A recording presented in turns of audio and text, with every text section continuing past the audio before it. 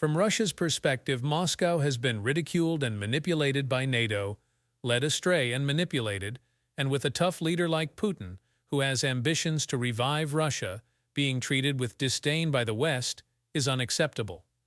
Consequently, cooperation between Russia and NATO has been blurred, as NATO continues to expand in Eastern and Central Europe. On March 29, 2004, NATO accepted 3 Baltic republics, Estonia, Latvia, and Lithuania, as well as other members of the former Warsaw Pact, including Bulgaria, Slovakia, Slovenia, and Romania. At that time, NATO had 26 member countries, which increased to 28 in 2009 and now stands at 32 after Sweden officially joined. All these expansion moves have been towards the eastern flank of the bloc, involving the establishment of new military bases and troop deployments in Eastern European countries bordering Russia. NATO's expansion into the eastern flank has greatly angered Russia. Moscow sees this as betrayal and deception. According to many documents, in February 1990, under the Bush administration, the U.S. Secretary of State pledged to the Soviet Union that NATO would not move eastward, even by an inch. However, this promise was only verbal and turned out to be empty words. The collapse of the Soviet Union meant that the commitment was considered null and void. However, NATO not only betrayed Russia, but also blew the wind in the ears of other countries to influence Russia. In 2008, 2 events that Russia saw as crossing red lines were the U.S. and its allies' recognition of independence in Kosovo and the NATO Bucharest summit promising to allow Georgia and Ukraine to join.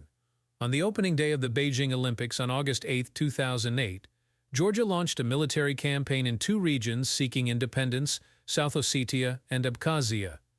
However, Georgia made a big mistake by targeting areas with many ethnic Russians, so within just 5 days, Moscow successfully forced Georgia to sit at the peace negotiation table.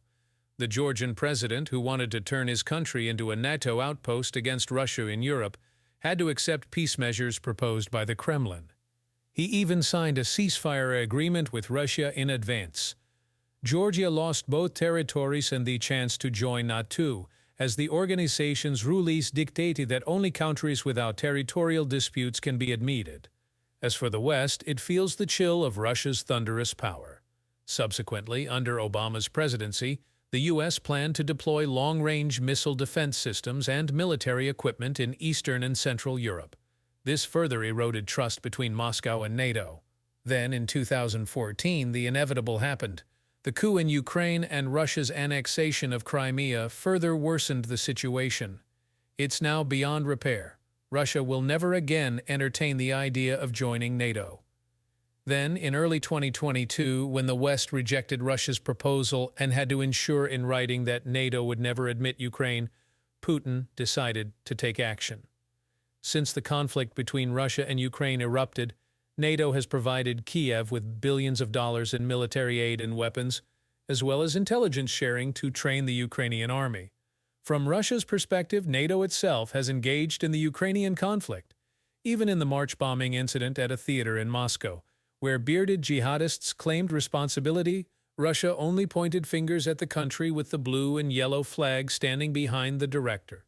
Meanwhile, Russia continuously accuses the West of being involved in this issue. In the end, there's no easy answer to whether this is Russia's or NATO's fault. However, it's certain that the